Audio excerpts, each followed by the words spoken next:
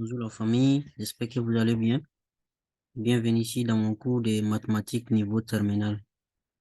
Donc, pour cette vidéo, nous allons commencer le chapitre sur la probabilité. Donc, on va probablement diviser le chapitre là en plusieurs parties pour permettre les gens de suivre doucement et comprendre plus facilement. Donc, cette première vidéo là, c'est juste l'introduction, le vocabulaire. Voilà, pour commencer, avant d'aller au fond même, au cœur de la probabilité. Donc, nous allons commencer par les rappels, les dénombrements. Donc, avec les langages des ensembles, qu'est-ce qu'un ensemble? Donc, les cardinal d'un ensemble fini, un ensemble fini, soit l'ensemble est nul, soit on peut compter les nombres les éléments qui sont dans l'ensemble, du début jusqu'à la fin. Donc, on dit soit et un ensemble, on dit que et est fini lorsque cet ensemble-là, il est vide, il n'y a rien dedans, ou et n'est pas vide, mais il existe un entier naturel non nul n et une bisection définie de et vers l'ensemble de 1 jusqu'à n. Donc, une bisection, ça veut dire que chaque élément, 1, 2, 3 jusqu'à n là, n'est pas répété deux fois, donc une seule fois. Donc, n s'appelle donc le cardinal de e. Donc, on le note comme ça, card e. Donc, c'est juste l'ensemble des éléments qui sont dans l'ensemble E. Donc, si on prend l'ensemble, si on prend par exemple l'ensemble, je sais pas, vous entendez l'ensemble des nombres réels, R, l'ensemble Z des nombres entiers, l'ensemble C des nombres complexes. Donc, c'est ça qu'on appelle ensemble. Donc, si vous prenez l'ensemble des nombres entiers N, par exemple, vous allez commencer 0 jusqu'à plus l'infini, sans des virgules. Donc, vous voyez que dans l'ensemble, 1 là, il n'y a pas deux fois 1 dedans. 1 là, il est une seule fois. Donc, on va faire les choses terre à terre, comprendre, pour permettre les uns aux autres de comprendre ce que nous disons. Donc, on va parler maintenant d'intersection et d'union de deux ensembles finis. On a la définition d'un ensemble. On va aller maintenant faire union ou intersection. Ça, c'est pas quelque chose de difficile aussi. Donc, si on prend des ensembles A et B qui sont finis, l'ensemble des éléments qui appartiennent à A ou à B, c'est comme en troisième, on dit union. Donc, cet ensemble-là, c'est l'ensemble, c'est l'union de A et B. Donc, voilà comment on note ça. X élément de A, union B, ça veut dire que X est soit élément de A, soit élément de B. Donc, c'est pour agrandir. Par contre, quand on dit intersection, c'est la même chose aussi, avec la définition qu'on vous donne en troisième. Il faut que l'élément soit dans les deux ensembles. Donc, si on a des ensembles A et B, l'intersection de ces deux ensembles-là, A et B, là, on la note comme ça, A inter B. Voilà, on lit A inter B. Mais tous les éléments X qui appartient à l'intersection, ça veut dire que cet élément-là doit appartenir à l'ensemble A et doit appartenir à l'ensemble B. Les deux ensembles à la fois. Voilà. Donc, il faut savoir faire différence entre union et intersection. C'est juste les éléments de base. Donc, on continue avec un théorème. Donc, cardinal, vous appelez cardinal. Voilà la définition ici. Hein. Voilà. Cardinal de l'union A-B, c'est cardinal de A plus cardinal de B moins cardinal de l'intersection de A et B. Voilà. C'est-à-dire, tout simplement, s'il y a des éléments qui se répètent entre A et B, il faut les enlever, les nombres. Il faut enlever les nombres. Donc, pour avoir le cardinal de l'union entre A et puis B. Donc, il y a d'autres qui oublient facilement de soustraire choses. Dans le cas où l'intersection est vide, l'intersection entre les ensembles A et B et l'ensemble vide, dans ce cas, il n'y a pas de problème. Ça veut dire que vous allez avoir cardinal de l'union là-bas et cardinal de A plus cardinal de B. Donc, c'est ce que je viens de dire là. Donc, si l'intersection entre A et B, c'est l'ensemble vide, on dit que A et B sont disjoints. Voilà. Donc, on continue avec le théorème. Maintenant, si A et N, A inter B, c'est-à-dire A l'intersection B, est l'ensemble vide, alors cardinal de l'union égale à tout simplement cardinal de A plus cardinal de B. Donc, c'est ce que je viens de dire. Si l'intersection est nulle, donc ça veut dire que cardinal de l'intersection, c'est l'ensemble vide. Donc, on ajoute seulement ça. Mais si l'intersection n'est pas nulle, par exemple, si je prends des ensembles, je vais prendre des ensembles très faciles. Un ensemble A qui contient 1, 2, 3. Il y a un autre ensemble qui contient 3, 4, 5. Vous voyez qu'il y a 3 dans l'ensemble A et il y a 3 dans l'ensemble B. Donc, le 3, on ne peut pas le compter 2 fois. C'est ça qui fait l'intersection. L'intersection, c'est l'élément qui appartient aux deux ensembles à la fois, à l'ensemble A et à l'ensemble B. Donc, il faut, si par contre, il n'y a pas d'intersection, l'intersection est vide, est un ensemble vide, en ce moment, pour avoir cardinal de A, union B, on additionne seulement les deux cardinaux.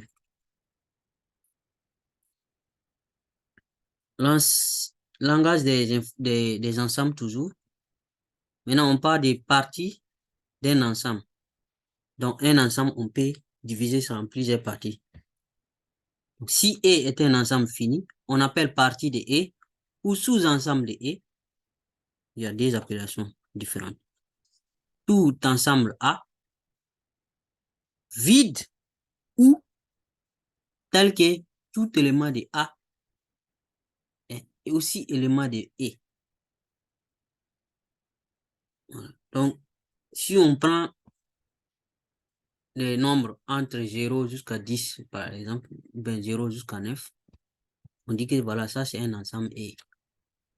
Après, on prend un autre ensemble A, on va dire de 5 jusqu'à 9. C'est dit 5, 6, 7, 8, 9. Donc, vous voyez que tous les éléments qui sont dans l'ensemble A, là, qu'on vient de citer, se retrouvent aussi dans l'ensemble E, qui est de 0 jusqu'à 9. Donc, A est une partie de E, ou sous-ensemble de E. Très simple. Donc, on dit que A est inclus dans E. Et on note A, voilà le symbole de inclus là, A inclus dans E. Donc, si A est inclus dans E, c'est là équivalent que A est un ensemble vide. Non, ça veut dire que l'ensemble vide est inclus dans tous les ensembles. Voilà. C'est-à-dire l'ensemble vide est sous-ensemble de tous les ensembles et l'ensemble vide est partie de tous les ensembles. Donc, soit le sous-ensemble de E là est un ensemble vide, soit ce n'est pas un ensemble vide, mais pour tout élément A qui appartient au sous-ensemble A là, le même élément là appartient aussi à E. Donc, c'est tout simplement ce que je viens d'expliquer avec les ensembles de 0 à 9 et de 5 à 10 à 9. Donc, si A est inclus dans E, donc, ça veut dire que le cardinal de A est inférieur ou égal au cardinal de E. Puisque A lui-même est une partie de E, pas être plus grand. Le nombre d'éléments dans les sous-ensembles A ne peut pas être plus grand que le nombre d'éléments dans l'ensemble E. C'est évident, non? Voilà. Si A et E sont finis. Donc, si E est fini, alors P E est fini. P E là, ce sont les parties. P là, c'est partie. Hein. Voilà, partie de E. Voilà, il y a combien de parties dans l'ensemble E? C'est-à-dire, si on prend notre partie de ce que je viens de dire, de 0 à 10, à 9 là, combien de parties on peut former dans cet ensemble E là? Donc, si notre ensemble E qui fait de 0 jusqu'à 9, c'est fini. On peut compter et puis finir le nombre. Donc, si l'ensemble le nombre de parties qu'on peut former avec l'ensemble E aussi, le nombre de parties là est fini aussi. Donc, voilà comment on obtient le nombre de parties possibles. Si le cardinal de E est n, l'exemple que je viens de prendre, le cardinal de E qui est de 0, 1, 2, 3, 4 jusqu'à 9 là, le cardinal de E c'est 10. Voilà, il y a 10 éléments dedans. Donc, c'est-à-dire n. Donc, pour avoir le nombre de parties qu'on peut former avec un ensemble de 10 éléments, on fait tout simplement d puissance 10. Donc, d puissance n. J'espère que ce n'est pas compliqué. Voilà. Ce sont les éléments de base. Il faut vraiment comprendre ça avant de comprendre la suite du chapitre. Donc, si on a un ensemble E, et l'ensemble des éléments de E là, c'est-à-dire les cardinaux de E, c'est N. Maintenant, si on veut savoir combien de parties on peut former avec cet ensemble-là, on pose tout simplement la formule D à la puissance N. Voilà. OK. Maintenant, on va parler des complémentaires dans un ensemble. Donc, si on a un ensemble, comme je viens de dire, de 0 jusqu'à 9, et on prend un ensemble A de 5 jusqu'à 9, donc on a dit que l'ensemble A là est une partie de l'ensemble E. Donc, une partie là, il y a une autre partie qui vient compléter l'ensemble A là pour donner l'ensemble E. Cette partie-là, vous allez tout de suite comprendre que c'est de 0 jusqu'à 4. Donc, c'est ce qui vient compléter A pour regagner, pour obtenir l'ensemble E là. C'est ça on appelle tout simplement complément ou bien complémentaire, partie complémentaire d'un ensemble.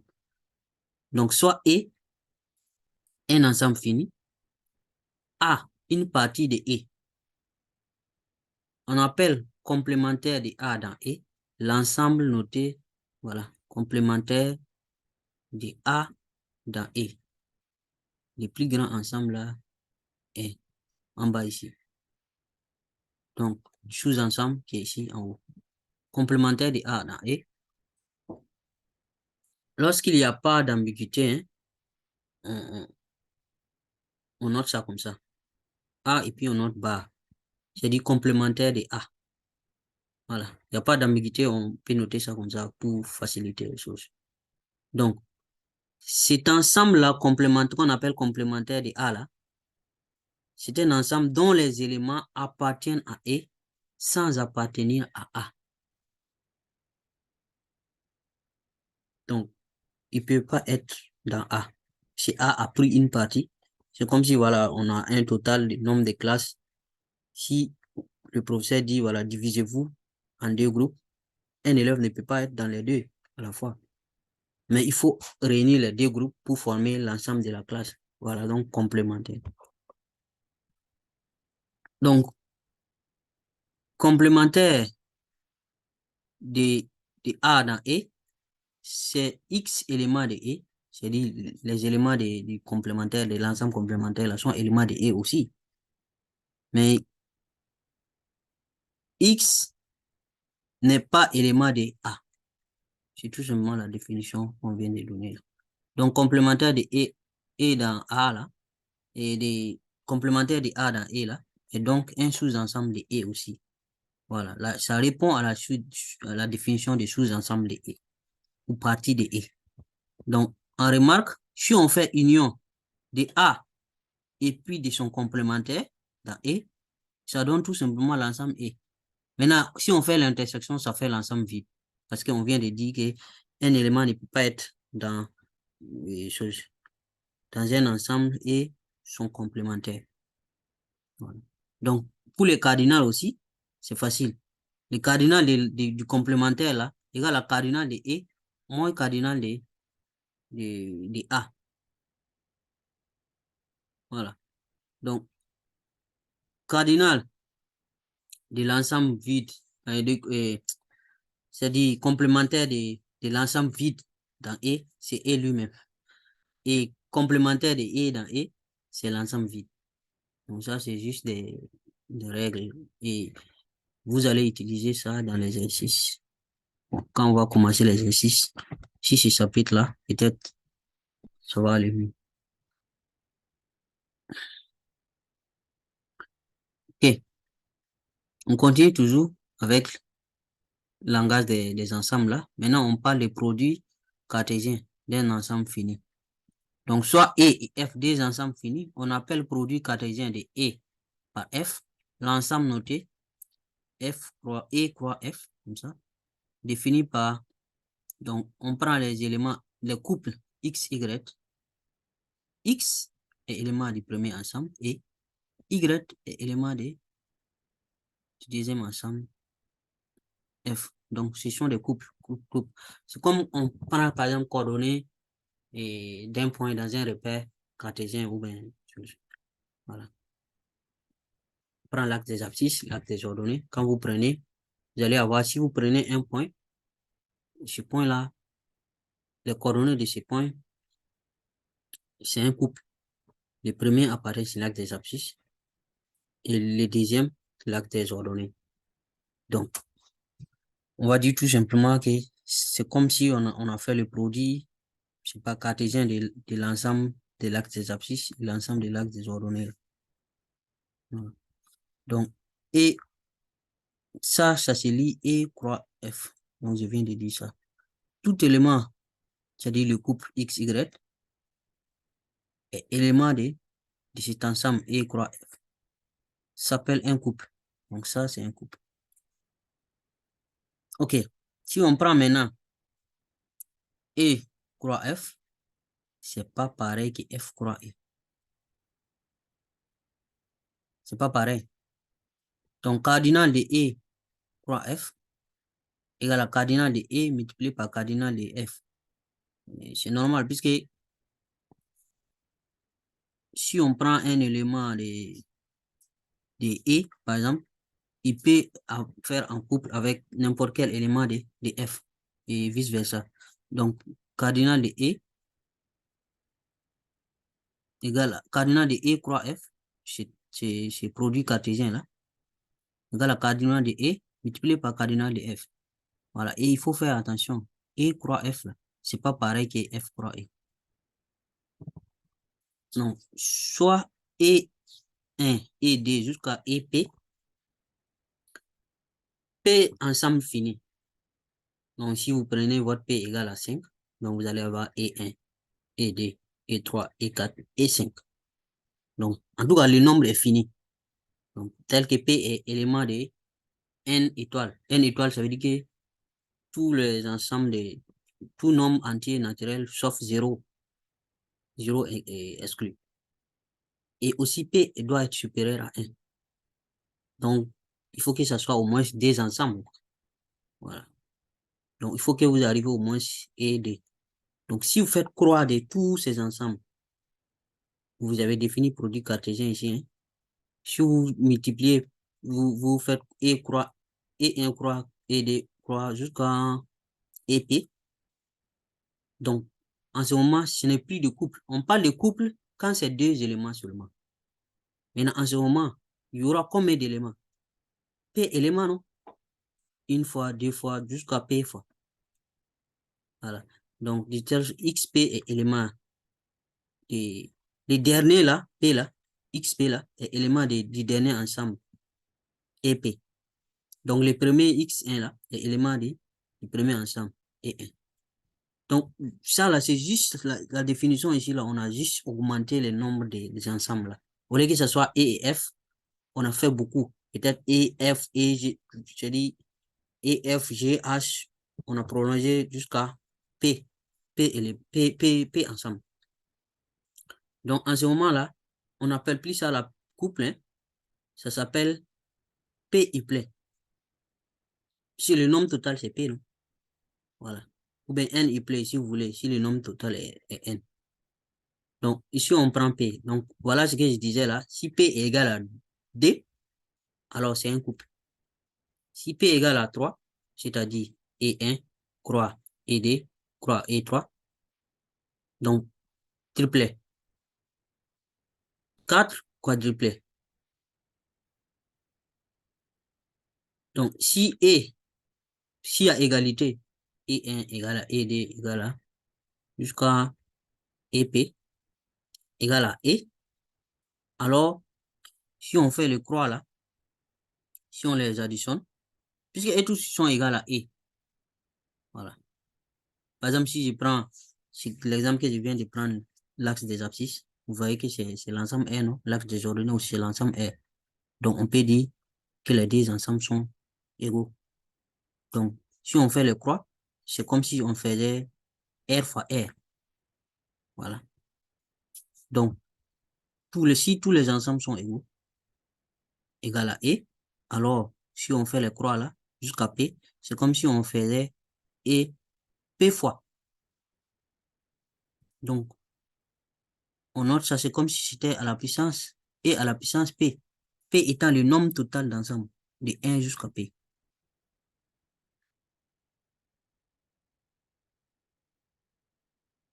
Donc, on peut faire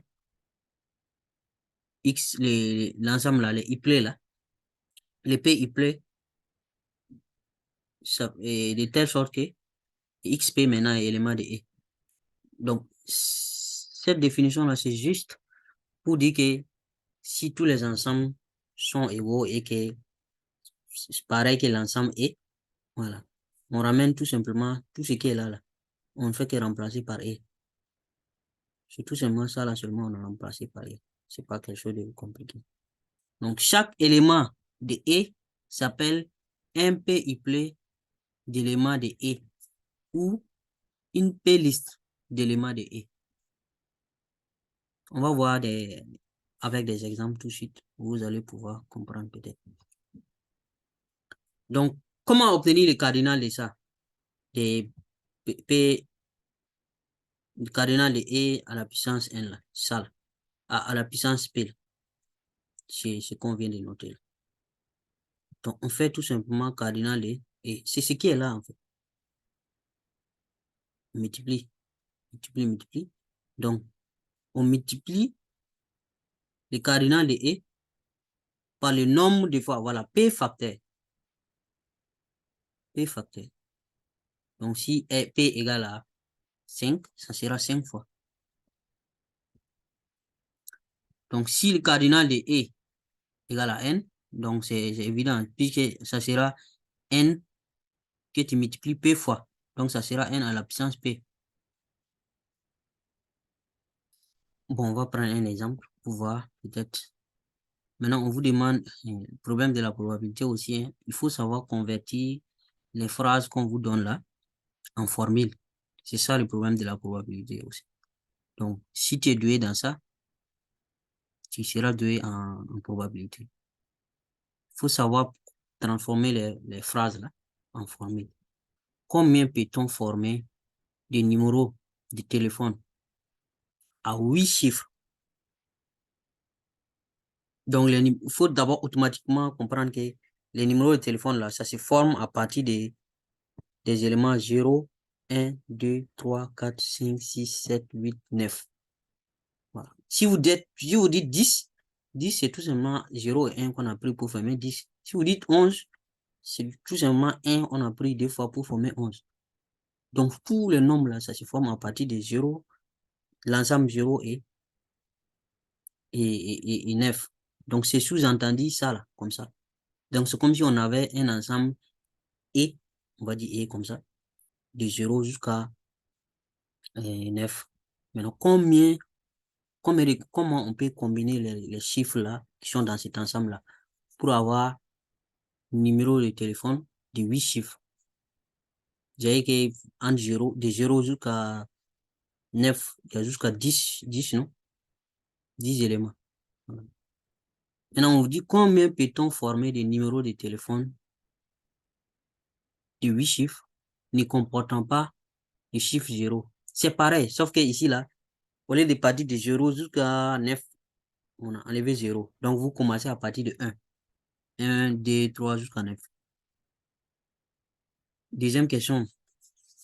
On dit un questionnaire à choix multiple, autorisant une seule réponse par question. Comprend 15 questions. Pour chaque question, on propose 4 réponses possibles. De combien de façons peut-on répondre à ces questionnaires? Donc, il faut savoir convertir ça à des formules. Il y a 15 questions. Chaque question, il y a 4 réponses.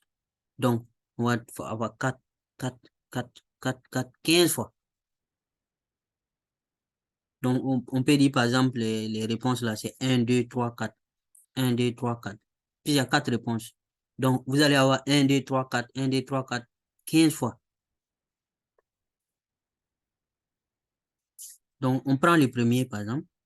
Donc, ce que je disais, un numéro de téléphone à 8 chiffres est un 8 listes d'éléments choisis dans l'ensemble de 0 jusqu'à 9.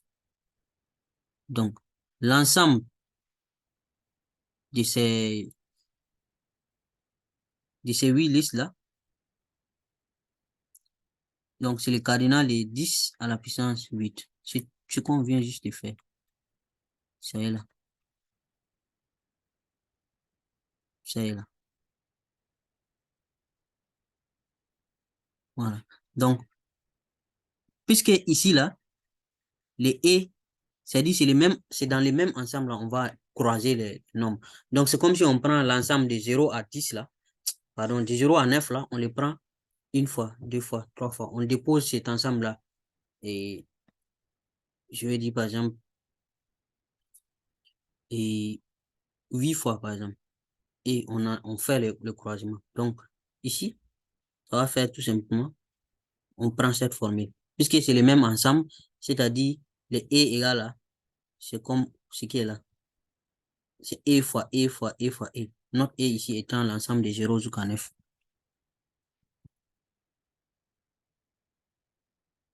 Donc, on aura 10 puissance 8.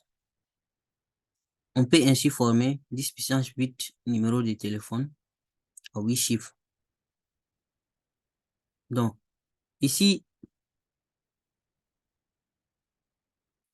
un numéro de téléphone à 8 chiffres maintenant ne comportant pas les 0 là. Donc, dans l'ensemble qui est là, on va juste supprimer 0. Donc, ça va être de 1 jusqu'à 9. Voilà, de 1 jusqu'à 9. Donc, c'est pareil. On fait 10, 9 puissance 8. Donc, le total maintenant, les cardinal, ça fait 9. De 1, 2 jusqu'à 9, ça fait 9. N égale à... Le cardinal égale à 9. Donc, 9 puissance 8. Donc, on peut former, voilà le nombre quand vous calculez. Je ne sais pas si je fais une erreur ou pas. Donc, pour les QCM maintenant, donc je disais c'est 15 questions. Donc, et chaque question a 4 réponses. Donc, on va prendre par exemple, l'ensemble, là où on peut choisir, là, c'est de 1 jusqu'à 4. Puis, il y a 4 possibilités. 1, 2, 3, 4.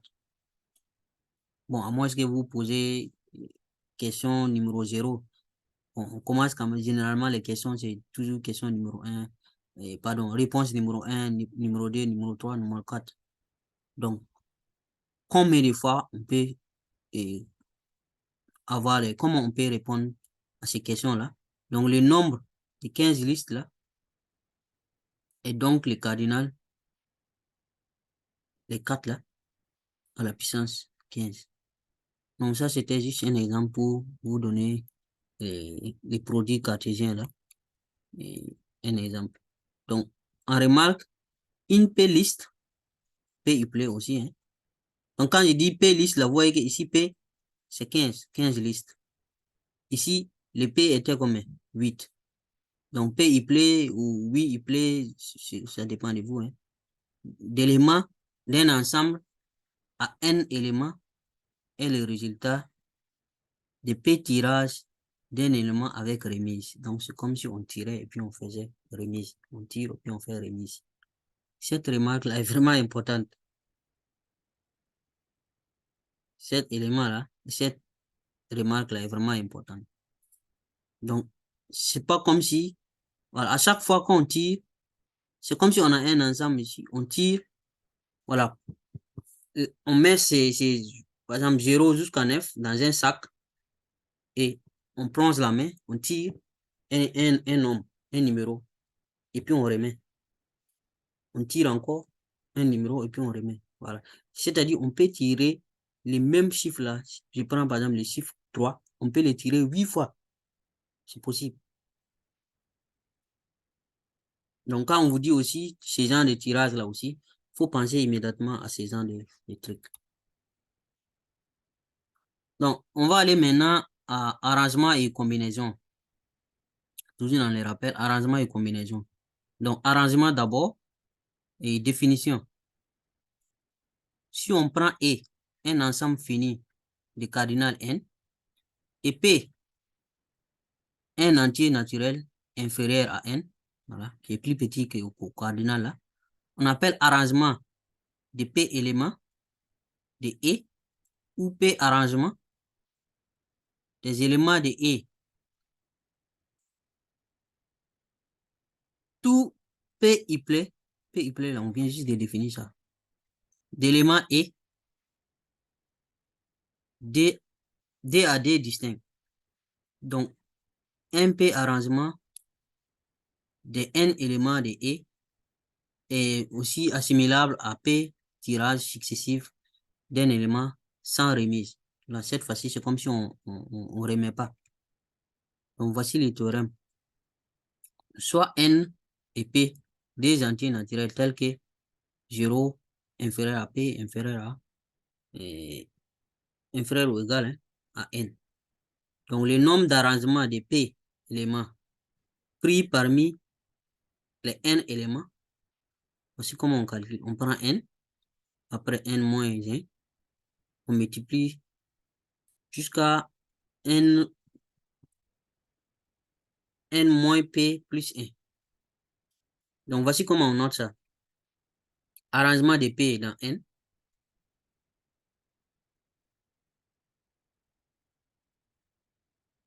Voici la formule qu'on a. N moins P plus 1. Voilà, à chaque fois, on fait plus 1. Plus 1, plus 1. Donc, si on commence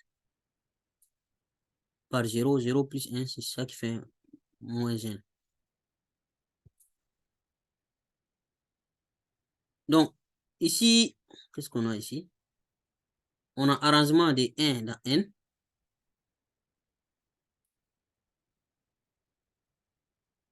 Égal à, ici, on dit égal à N.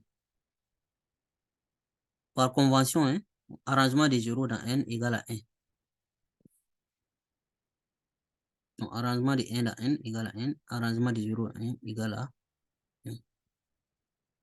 Donc, si on prend maintenant arrangement de P dans N, si P égale à N, hein, à condition que c'est comme si c'était arrangement de N dans N. Donc, en ce moment, ça fait N multiplié par N moins 1, N moins 2, N moins 3, jusqu'à 1.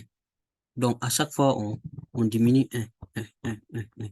Si je prends N égale à 10, par exemple, j'aurai 10 ici, j'aurai 9 ici, j'aurai 8 ici, 7 jusqu'à 1. Voilà, ça, arrangement de n dans n là, ça s'appelle n factoriel, factoriel de n. Ça s'appelle le nombre de permutations de n éléments et c'est notre n factoriel. Donc ça, c'est arrangement de n dans n, en lui-même. Donc le factoriel là, factoriel n là, c'est arrangement de n dans n et voici comment ça se note. Donc aussi par convention ici, on a factoriel de 0 qui donne 1 et factoriel de, et ça je viens de répéter là. Donc ça, ce sont des formules, je me dis, vous avez déjà vu en première. Voilà, peut-être c'est juste des rappels. Soit n et p, des entiers naturels avec p est entre 0 et n. Donc, arrangement, voilà la formule qu'il faut retenir. Voilà la formule qu'il faut retenir. Arrangement de p dans n égale à facteur n factoriel, factoriel de n là, sur factoriel de n moins p. Voilà, n'oubliez pas que factoriel là, c'est comme si vous multipliez et puis ça décroît. Par exemple, prenons un exemple, n factoriel, si n égale à 10, par exemple, et p égale à 3. Voilà. Donc, arrangement de 3 dans 10, on aura quoi? Ça fait factoriel de 10, 10 factoriel, et factoriel de 7, c'est-à-dire 10 moins 3. 10 moins 3, ça fait 7, non? Donc, on aura quoi? Les n là, ça fait 10 fois 9 fois 8 fois 7 jusqu'à 1. Maintenant, celui-là, c'est 7, il ne faut pas oublier. Donc, ça fait 7 fois 6 fois 5 fois 4 jusqu'à 1. Voilà, c'est ça la formule de arrangement. Donc, arrangement là, on vous a dit, hein, si c'est comme si on faisait chose sans remise. Avec remise, c'est pays plaît. Sans remise, c'est arrangement. On passe à combinaison maintenant. Donc, c'est quoi la combinaison? Soit E n ensemble fini de cardinal n et P n entier naturel inférieur ou égal à n. On appelle combinaison de P éléments pris parmi n, tout partie de E du cardinal P. Et voici le théorème. Donc, P inférieur ou égal à n. Le nombre de combinaisons de P éléments choisis parmi n éléments est ça. Donc, on prend arrangement de P dans n sur factoriel de P, P factoriel. On le note combinaison de P, n. Donc, dans combinaison là, il y a formule de arrangement dedans. A, A, N. Voilà A, N, on vient de dire. Donc, vous connaissez ça là, la formule de arrangement déjà. De P dans N. Maintenant, il faut juste ajouter factoriel de P ici. Donc, si vous pouvez tout de suite deviner la formule de combinaison, non? En mettant ici là, P factoriel. Voilà. Donc, arrangement de P dans N divisé par P factoriel. Donc, la propriété dit quoi? Combinaison de P dans N, c'est comme si on a combinaison de N moins P dans N. Vous vous rappelez, N moins P là, c'est comme si c'était complémentaire quoi, de P dans N. Donc, les combinaisons là, de N dans P égale à la combinaison de N moins P dans N. Alors ça, P doit être différent de N et inférieur ou égal à N, il faut préciser. Donc ici, combinaison de P moins 1 dans N moins 1 plus combinaison de P dans N moins 1.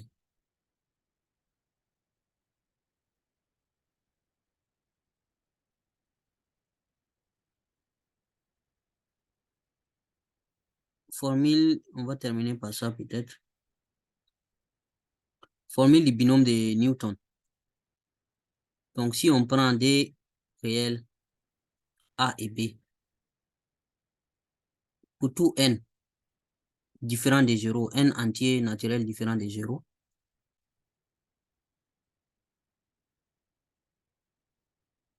donc, voilà cette formule qu'on peut poser. N A plus B à la puissance n, c'est la somme de ces produits-là. P allant de 0 à n. Combinaison de P de n. A à la puissance P. B à la puissance n moins P. Et il faut faire la combinaison.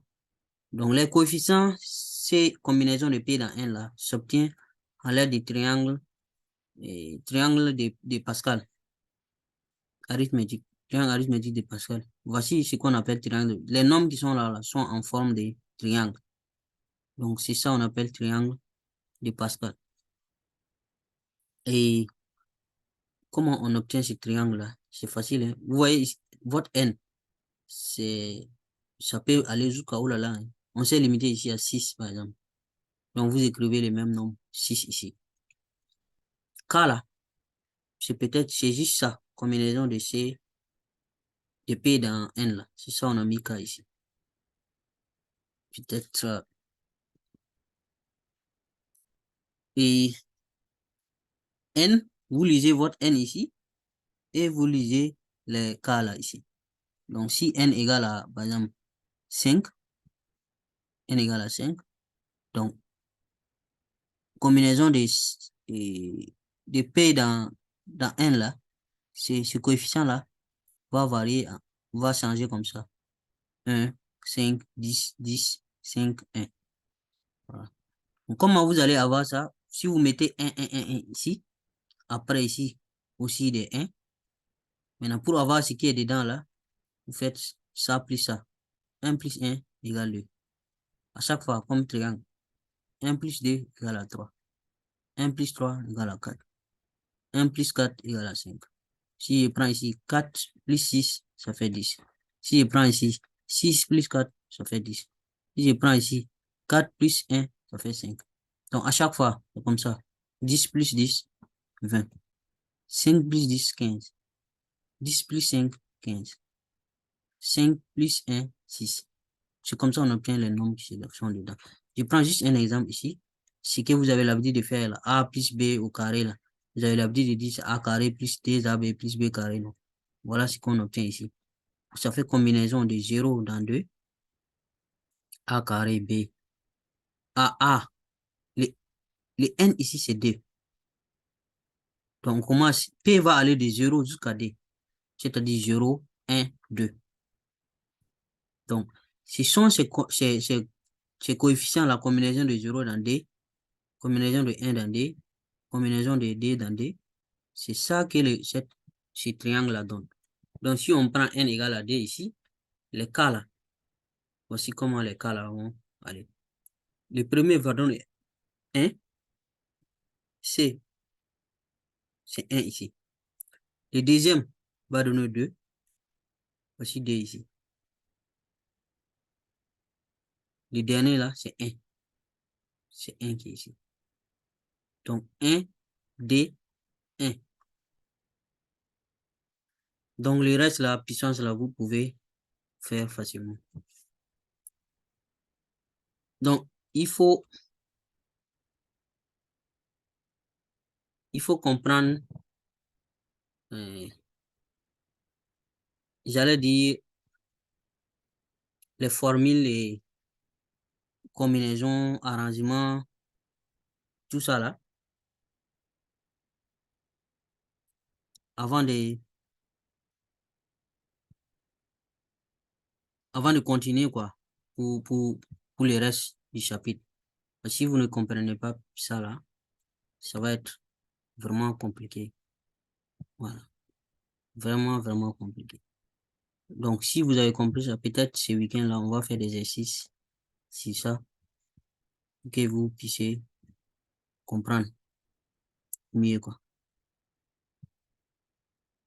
Et sinon, ici, en train de vouloir arranger juste un petit truc là.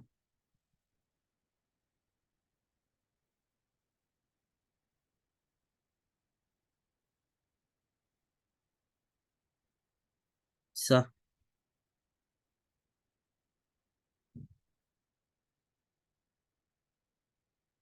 j'espère si vous voyez. Donc, c'est la formule qui,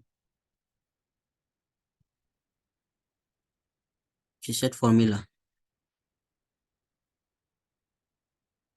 Combinaison, voilà. De P, là, c'est P moins 1, N moins 1. C'est la même chose. C'est que celui-là qui est devant ici et l'autre qui est derrière ici. Voilà. C'est la même chose que combinaison de P dans N. Pour compléter cette formule qui est là, numéro 2 là.